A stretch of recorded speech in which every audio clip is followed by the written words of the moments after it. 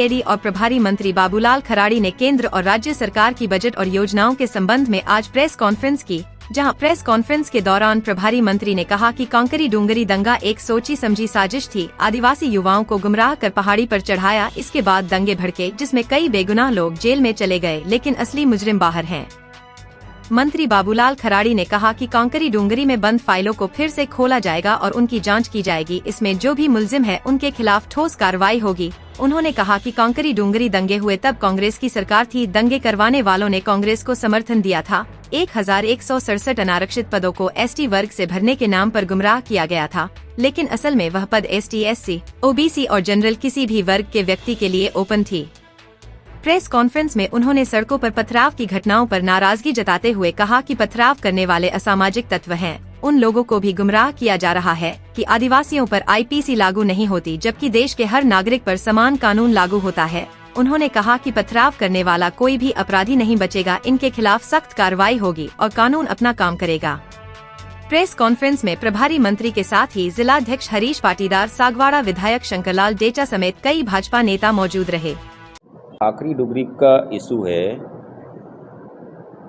आप सही कह रहे हैं।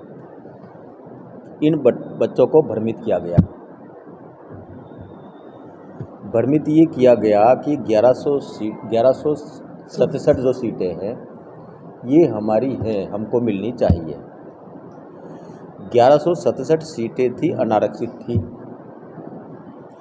एसटी का जो कोटा था वो पूरा हो गया।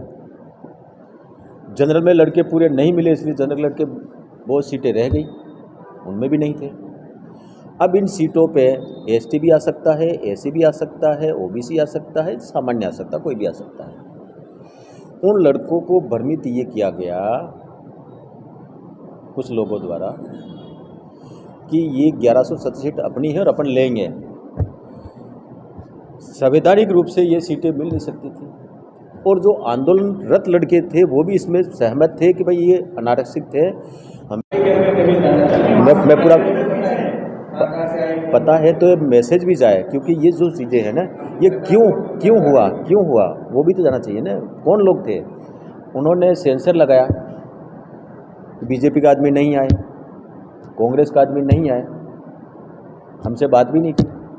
मैंने विधानसभा में कहा जब ये कांड हो गया, क्योंकि लड़के 18 दिन तक बैठे ना, सरकार की नाकामी थी, उनको बात करनी चाहिए, नहीं की। भाई कोई रास्ता तो निकलता ना, करना चाहिए था। और जो लोग इनके साथ थे वो सरकार में शामिल थे, तो सरकार से इन्होंने बात क्यों नहीं की? मेन हीरो थे इसमें, वो लोग अभी तक बाहर हैं। निश्चित रूप से इसकी पुनः जांच कराएंगे और मेन हीरो हैं, मेन अपराधी हैं, बच्चों को उकसा करके इस प्रकार का कांड कराया, उन पर भी कार्रवाई कराएंगे। अब ये मामला ऐसा उलझा है कि कोर्ट में चल रहा है। जब तक कोर्ट में है तब तक सरकार कोई निर्णय कर नहीं सकती इस पर। इस संबंध में मैंने एसपी को भी कहा है कि इस प्रकार की घटनाएं ना हो, क्योंकि एक बार एक छोटी बच्ची गोद में थी, मोटरसाइकिल जा रहे थे, पत्थर मारा, बच्ची की डेथ हो गई। और जा रहे थे, जिनको पत्थर मारा। ऐसी घटना एक नहीं, अनेक घटना है। और ये घटना करने वाले कौन हैं, इनको कौन पोषित कर रहा है, उन तक भी जाएंगे। हम क्रिमिनल को कहीं पर भी मदद नहीं करेंगे।